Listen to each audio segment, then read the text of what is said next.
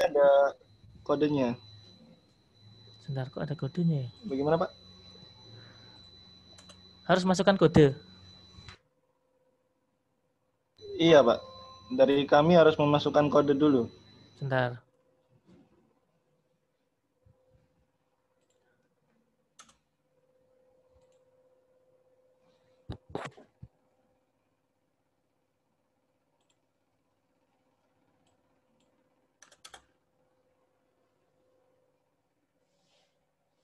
Kodenya banyak yang akses ini. Oke, kalau misalnya belum bisa nanti absennya dari ini ya, dari list yang saya lihat di Zoom nanti saya absenkan. Kalau misalnya lagi gangguan.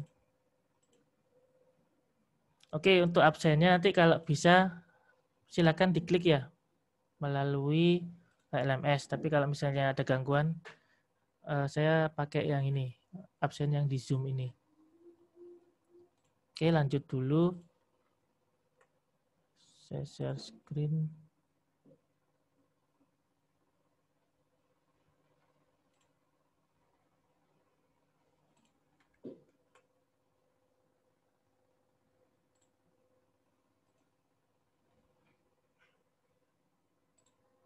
Ini saya rekam ya. Untuk selanjutnya, ya siapa yang bersedia menjadi ketua kelas paduan super?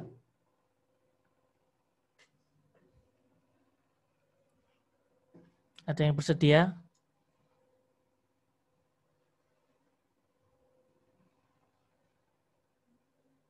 Oh iya, ini mungkin ada kesalahan ya LMS. Ada yang bersedia jadi pemilihan ketua kelas? Oke, tidak ada ya. Oke, kalau tidak ada, silakan kalian buka menti.com. Pernah tahu ya menti.com ya? Menti.com, kemudian kalian masukkan kode. Mungkin saya share aja langsung.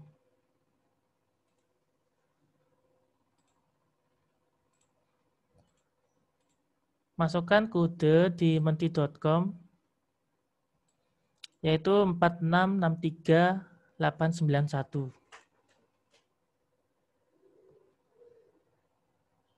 Sudah semua ya?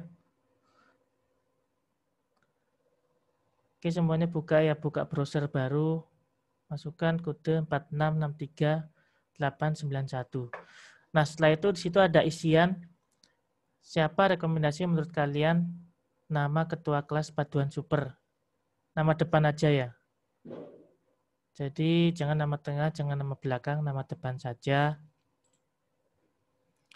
Dan ini saya kasih waktu 1 menit saja, segera diisi karena kan nggak banyak ya orangnya. Oke, ini sudah terisi.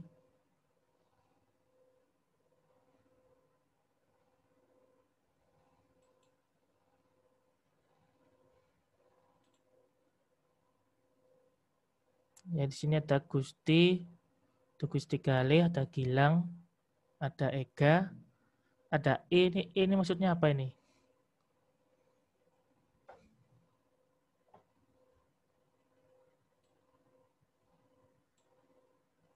Oke, sudah ada 8 orang yang mengisi.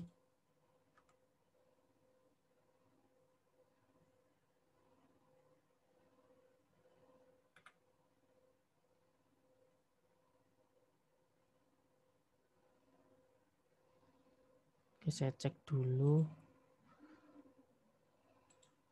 Oke, 20 detik lagi ya. Silakan yang belum isi.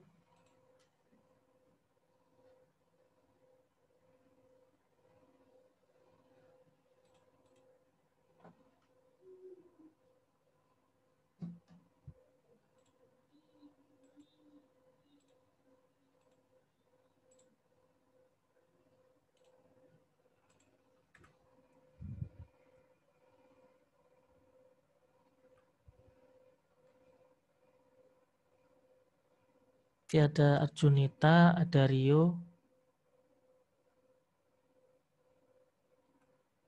Oke, sudah 11 orang.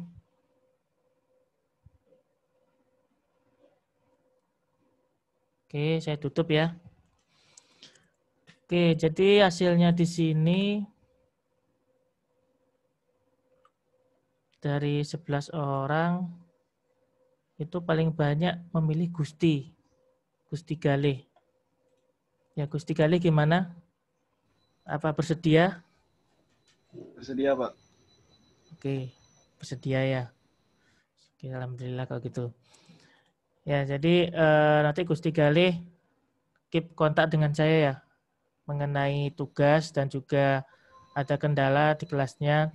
Dan Gusti Galih juga harus tahu dari ke-16 teman-temanmu ini misalnya ada masalah harus tahu statusnya. Misalnya si anak ini kemana? Jadi ketua kelas harus tahu juga. Oh, anak ini ada masalah misalnya di jalan lagi kempes bannya atau sebagainya. Setidaknya tahu kabar teman-temannya. Oke ya, Baik, jadi Pak. saya Insyaallah. tulis di sini Gusti Galih ketua kelasnya.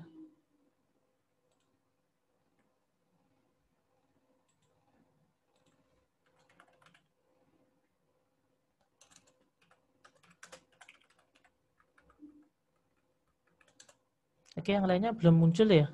Ini baru 11, yang sisanya kemana ya? Ada yang tahu? Atau mungkin ada gangguan atau gimana? Saya kurang paham ya.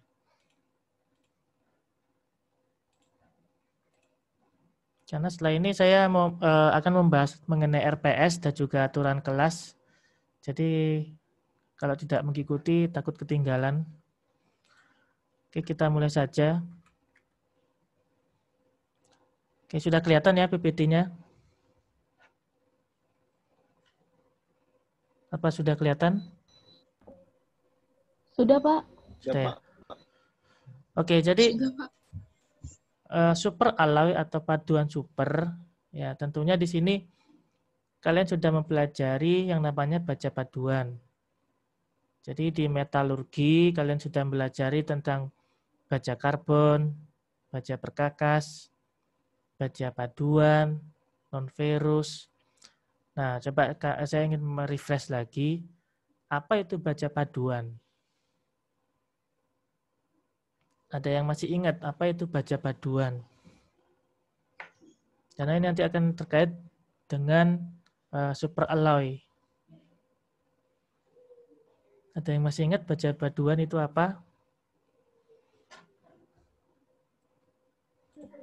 Saya, Pak Arjunita, Ya, silakan. 0612, Pak. Eh, Baja paduan itu adalah baja yang dipadukan, eh, berbagai elemen yang dicampur dengan besi, besi, di mana untuk meningkatkan sifat mekanik dari suatu material.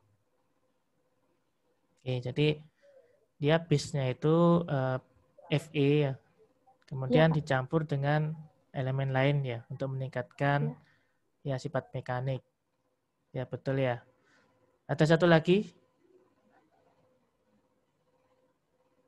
Jadi bukan ya tidak hanya definisi ya, misalnya aplikasinya seperti apa, baja paduan, kemudian juga apa yang dipadukan antara apa dengan apa. Ada yang tahu?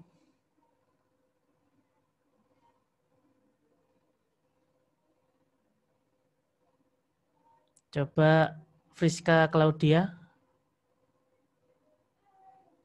ada? Iya, Pak. Ya, gimana kalau menurut kamu baja paduan itu seingat kamu apa yang sudah kamu ambil? Iya, Pak. Kalau baja paduan itu kan sama kayak yang dibilang Arjunita tadi. Kalau dia tuh paduan antara base-nya itu besi.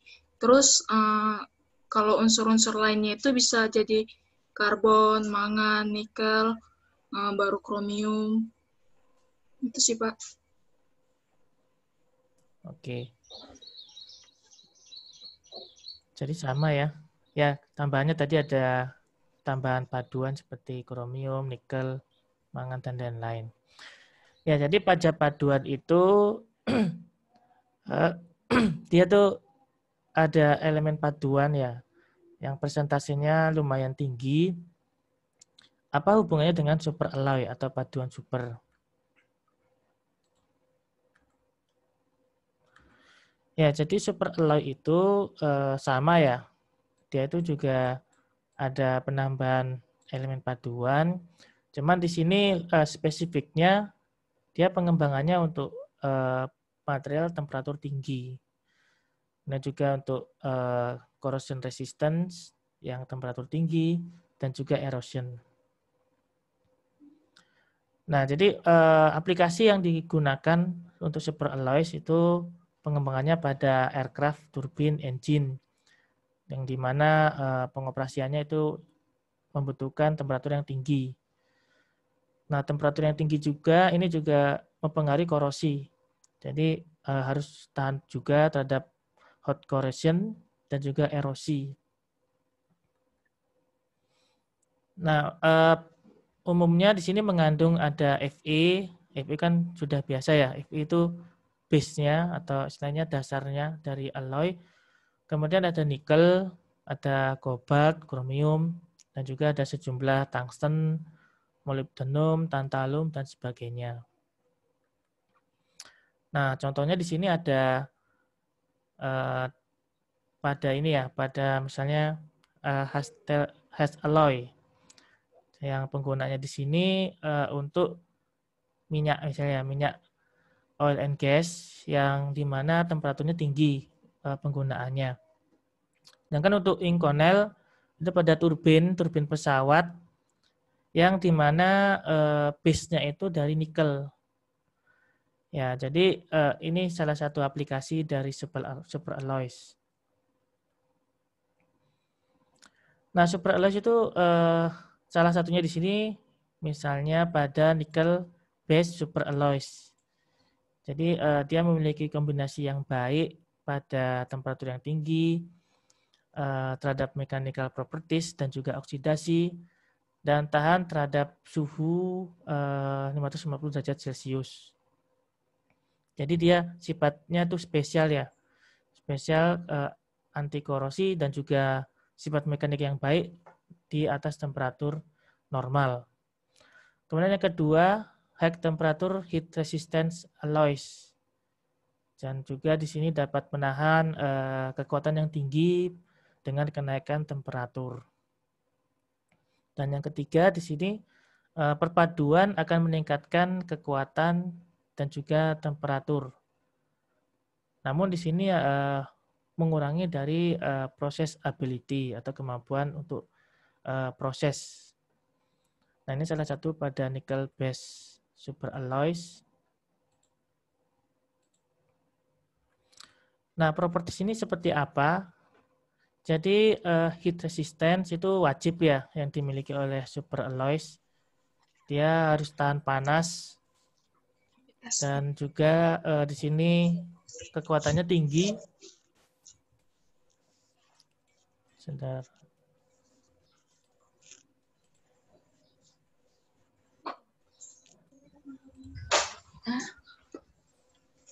Ada suara yang masuk ya. Ini saya mute dulu. Kemudian di sini good corrosion resistance juga, good oxidation resistance, dan juga ketangguhan dan keuletannya baik. Nah, sedangkan untuk temperatur kriogenik yang di bawah minus 150 derajat Celcius juga baik dalam hal pengoperasian. Jadi sifat-sifat ini yang harus dimiliki superalloys. Nah, klasifikasi ini ada berbagai macam. Di sini untuk nickel base itu ada nickel base yang pertama, kemudian ada juga nickel iron base dan juga cobalt base. Nah, kemudian untuk paduan di sini dia mengandung kromium yang tinggi, kemudian juga ada penambahan titanium, aluminium, yang fungsinya seperti apa? Dia sebagai penyisip ya atau presipitat yang untuk meningkatkan atau strengthening suatu logam. Dan juga ada penambahan di sini ada molybdenum, kobalt, Nb, Zr, B, dan Fe. Nah, penambahan ini juga dimaksudkan untuk pembentukan karbida, karena karbida kita tahu itu sifatnya keras atau mengeraskan. Nah, sedangkan untuk mikrostruktur di sini sebagian besar fasanya pada nikel base itu ada gamma phase. Ya, kemudian gamma phase ini jadi matriksnya itu diselimuti oleh austenite FCC untuk gamma. Dengan untuk gamma prime atau dia lambangnya seperti ini, ada aksennya. Nah, kebanyakan precipitate phase ya untuk struktur mikronya. Jadi dia berupa kubik bentukannya. Dan yang ketiga di sini karbida. Ini lebih tipenya lebih bervariasi seperti M23C6 dan juga MC. Nah, jadi strengthening mechanism ini biasanya digunakan pada superalloys. Tujuannya untuk memperkuat atau meningkatkan kekuatan dari paduan itu. Nah, jadi 3 strengthening mechanism pada superalloys nikel itu seperti yang pertama solid solution hardening. Kemudian yang kedua ada coherent precipitate dan yang ketiga carbide based on grain boundaries. Jadi kan kalian sudah tahu sudah mendapatkan ya solid solution, kemudian presipitasi dan juga karbida dalam grain boundary. Ini lebih ke arah ini nanti ya mekanisme pada superalloys. Jadi kurang lebih sama seperti materi pada metalurgi 1 dan 2. Itu pengenalan saja dulu ya. Jadi untuk pertemuan kali ini pengenalan saja, nanti lebih ke arah pembahasan RPS. Jadi RPS ini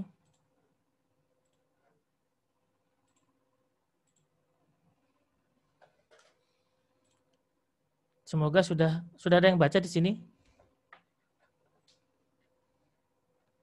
Atau belum ya? Jadi saya bahas dulu ya RPS paduan super. Paduan super ini mata kuliah baru di TMM dan baru berjalan semester ini. Dan saya diamanai untuk mengampu mata kuliah ini. Dan CPL yang diharapkan pada mata kuliah itu ada S8 sikap, yaitu internalisasi nilai, norma, dan etika.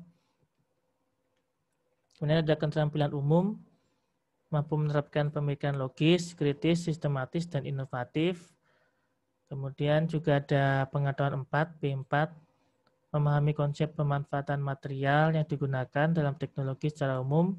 Dan ada keterampilan khusus. Nah, ini yang khusus dari mata kuliah ini ya, yaitu menganalisa komposisi, struktur, dan sifat material melalui proses karakterisasi.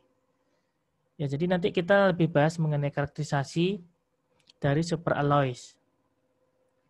Nah, jadi CPMK dalam mata kuliah ini yaitu mahasiswa mampu mengkarakterisasi paduan super.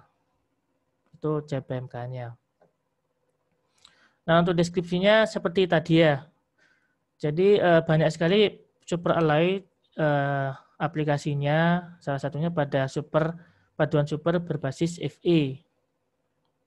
Dan aplikasinya lebih ke arah temperatur yang tinggi. Dan nantinya diharapkan mahasiswa mampu menjelaskan konsep dasar materi paduan super dan juga mengkarakterisasi dan juga material selection atau memilih material untuk desain paduan super. Nah, nanti kegiatannya itu di kelas ini maksudnya secara daring ya. Itu nanti ada pemberian tugas mandiri kelompok berupa review jurnal. Nah, untuk bahan kajian di sini ada baja paduan dan superalloy. Kemudian ada struktur groove Fe, L12 dan B2, ini senyawa. Kemudian yang ketiga pengujian DO3 berbasis Fe. Yang keempat, pengaruh boron pada superalloy. Kemudian pengujian struktur B2, pengaruh boron pada senyawa B2, dan ada aplikasi superalloy. Dan yang ke-8, metode karakterisasi superalloy. Ini nanti yang insya Allah kita jalani selama 1 semester, 8 bahan kajian. Dan ini saya ambil di Elsevier, pengarang Pelek Joshua, yang judulnya Basic Compounds for Superalloys. Ya, jadi terkait mechanical properties tahun 2018. Nah, untuk pendukungnya saya juga ambil dari jurnal nasional dan internasional yang terbaru terkait perkembangan superalloys. Untuk media pembelajaran ada 3, kuliah.itk.ac.id, ada Google Classroom, ada Zoom atau Google Meet. Nah, ini peta konsep bisa kalian baca nanti di RPS. Saya membahas ke RPS-nya ya, minggu 1 sampai 16. Jadi di sini sudah ada mengenai agenda kita selama 16 minggu. Nah, jadi nanti pembelajarannya itu ada 2 metode, yaitu asinkron dan sinkron. Nah, sinkron itu maksudnya secara langsung ya, bukan siaran tunda. Seperti ini contohnya. Jadi kita membahas, kemudian ada diskusi, dan ada semacam presentasi dari saya, kemudian nanti ditanggapi seperti apa. Dan ada juga tugas dari kelompok nanti dibagi. Tugas ini nanti kita diskusi ya bagaimana kalian review mengenai buku ini ya yang terkait struktur grup FE L1, 2 dan B2. Jadi nanti tugas ini nanti presentasi. Jadi ada kelompok nantinya. Kelompok itu nanti ada sekitar 2-3 orang. Jadi saya bagi sedikit saja. Kemudian nanti di kelompok itu ada tugas makalah nantinya. Tugas makalah ini porsinya paling besar ya, 30%. Yang nanti tugas ini akan dikerjakan sampai akhir semester. Nah, sedangkan untuk yang lainnya bisa dilihat ya mengenai bahan kajian minggu keberapa, kemudian kegiatannya seperti apa. Dan tetap ada UTS dan UAS. Dan sumbernya ini bisa dari Pelek atau dari jurnal. Jadi saya ambil juga dari sebagian dari jurnal untuk melihat perkembangan penelitian superalloy. Untuk komposisi nilai itu ada 4. Yang pertama tugas pribadi. Ya, jadi tugas pribadi ini tugas masing-masing. Kita tahu bahwa paduan super itu ada 2 SKS.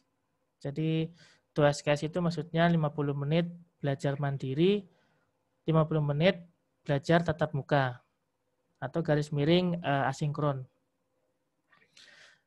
Nah, jadi tugas mandiri ini nanti ada tugas ya yang saya berikan. Minggu ini tidak ada, belum ada. Yang nantinya kalian kerjakan untuk memahami paduan super tentunya. Kemudian UTS UAS. UTS UAS ini setiap minggu ke 8 dan untuk UAS-nya minggu ke-16. Jadi ini non oral ya. Artinya tesnya itu berupa tulisan secara online. Nah, untuk kontrak kuliahnya bisa dibaca. Jadi kehadiran itu sudah kewajiban ya. Jadi saya tidak taruh di komposisi nilai. Dan harap dibaca bahwa kehadiran itu maksimal 80%. Ya, jadi kalau misalnya di bawah itu tidak bisa mengikuti UAS. Dan juga jangan sampai kecurangan dalam pengisian daftar hadir. Jadi untuk minggu ini saya manual dulu ya, berapa yang hadir, saya lihat dari Zoom. Dan juga bila tidak hadir pada waktu kuliah maupun presentasi, misalnya karena ada sakit atau mungkin karena ada halangan tertentu, bisa mengirimkan surat keterangan ke tata usaha paling lambat 1 minggu. Itu mengenai RPS ada pertanyaan?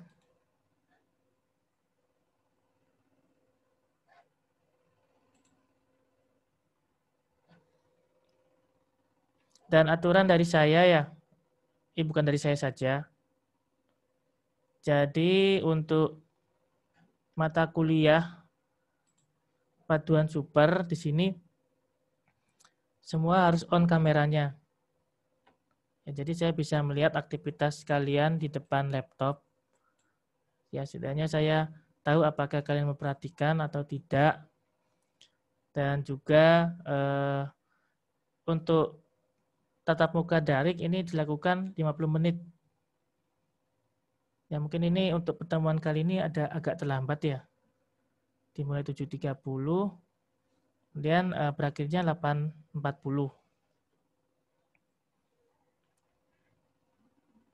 Ada pertanyaan? Oke, belum ada. Kalau gitu saya lanjut.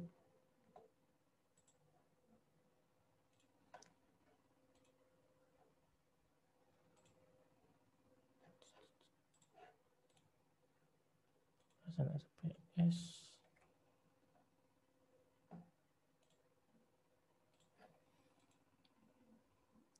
Oke, jadi khusus untuk mata kuliah pilihan pengampu saya itu biasanya saya berikan tugas review jurnal. Ya, review jurnal ini jurnal-jurnal yang terbaru yang sudah ditemukan oleh orang lain, kemudian kita bahas sejauh mana keterbaruannya. Jadi nanti ada kelompok ya, pembagian kelompok. Nah, ini untuk e-learning ya. E-learning itu aturannya jadi ada 2 SKS, ada 3 SKS. Jadi kalau untuk mata kuliah ini ada metode asinkron dan sinkron. 2 SKS ini berarti 50 menit belajar mandiri atau tugas, kemudian 50 menit belajar secara sinkron atau garis miring asinkron. Jadi nanti kita ada ini ya, selang-seling. Misalnya pertemuan pertama secara tatap muka, pertemuan kedua secara rekaman video. Nah, rekaman video ini nanti ada tugas sendiri. Jadi masing-masing mengerjakan dan dikumpulkan di LMS. LMS paduan super.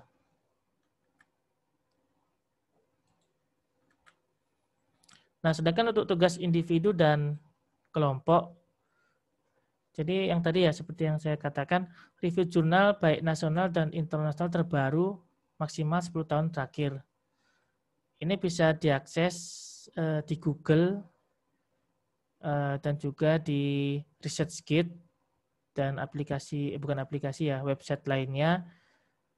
Dan ini gratis ya. Kemudian yang kedua nanti ada presentasi tiap kelompok, ada diskusi antar kelompok, dan yang keempat ada menulis dalam bentuk makalah. Nah, makalah ini nanti yang menjadi luaran pada perkuliahan ini dalam bentuk ini ya, kajian ilmiah, yaitu ada masalah, kemudian solusinya seperti apa, yang sumbernya dari jurnal atau dari referensi lain. Nah, makalah ini nanti dikerjakan oleh kelompok ya, bukan individu. Jadi di kelas ini nanti ada 7 kelompok dengan jumlah 2-3 orang per kelompok. Jadi nanti ini ketua kelas nanti minta tolong ya, dibagi dari 16 orang ini dibagi menjadi 7 kelompok. Baik, Pak. Ya. Ya kurang lebih seperti itu untuk mata kuliah paduan super. Ada yang ditanyakan? Atau ada yang kurang jelas?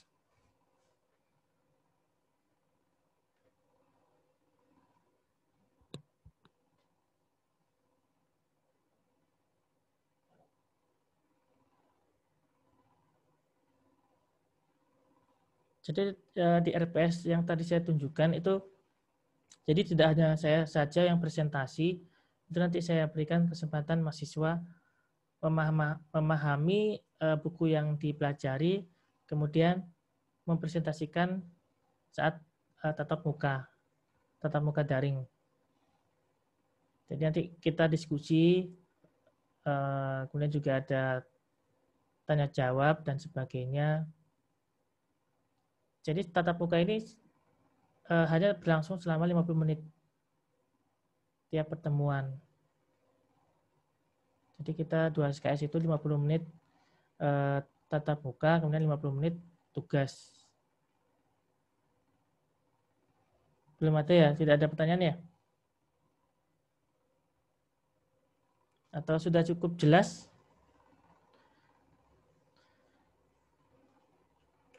Nah, jadi untuk minggu ini sinkron ya. Yang minggu depan saya akan kirimkan video asinkron yang dimana di situ pembahasan terkait baja paduan dan super alloy. Nanti di situ dari semua video itu nanti ada pertanyaan yang saya taruh di LMS, kemudian kalian jawab itu sebagai belajar mandiri.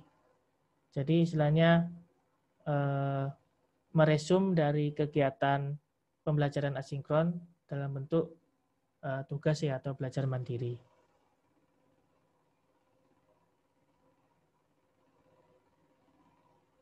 Jadi itu ya untuk kuliah daring, semoga bisa beradaptasi atau menyesuaikan. Tidak hanya mahasiswa, dosen pun perlu menyesuaikan dengan kondisi e-learning.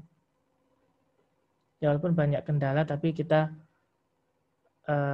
setidaknya pembelajaran daring ini tidak mengurangi semangat untuk belajar di rumah.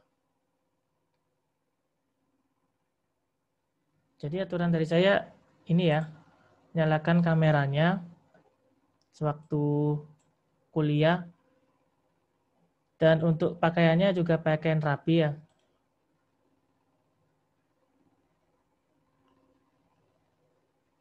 Tidak masalah kalau kalian pakai celana pendek atau apa, yang penting bagian setengah ke atas itu terlihat rapi.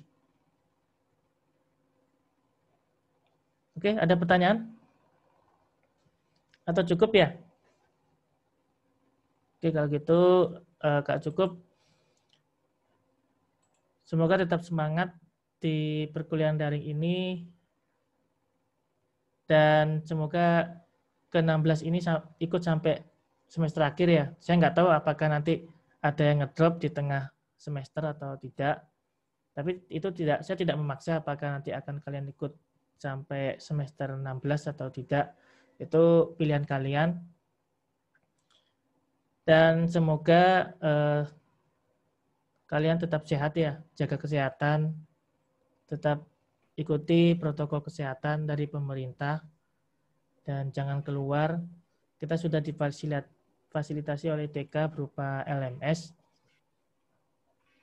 dan semoga itu tidak mengurangi semangat belajar kalian. Oke, kalau gitu saya akhiri. Tidak ada pertanyaan di sini? Misi Pak, Ya. ingin izin bertanya Pak. Ini saya Tegar 0679, jadi 4 orang yang masih belum masuk ke Zoom ini Pak, mereka belum tahu Pak kalau sesi ini diubah Pak, karena kami membuat grup juga masih bingung gitu loh Pak, orangnya siapa-siapa aja yang di paduan super Pak, jadi masih belum menghubungi kakak-kakak di tingkat yang angkatan 17 sama 16 gitu Pak. Itu bagaimana ya Pak? Dan mereka tetap absen atau bagaimana Pak? Oke, coba nanti ketua kelas tanyakan ya, apakah bisa di sesi 1 paduan super, atau mungkin tidak bisa kita alihkan ke sesi lain, misalnya sesi 4 atau sesi 3. Kemudian untuk yang pertemuan pertama itu nanti tetap absen ya. Absen di sini nanti gunakan LMS ya bagi yang tidak hadir. Kalau yang hadir sudah saya screenshot ini siapa saja. Jadi nanti yang tidak hadir itu melihat rekaman dari pertemuan 1 ini, kemudian bila sudah nanti bisa absen. Ya seperti itu ya. Coba nanti siapa tadi, Gusti Galih, tak tolong ya dipastikan lagi kapan semua ke-16 ini bisa hadir di paduan super. Oke, ada lagi?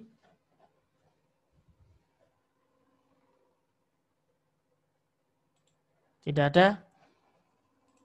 Oke, ini rekamannya saya stop.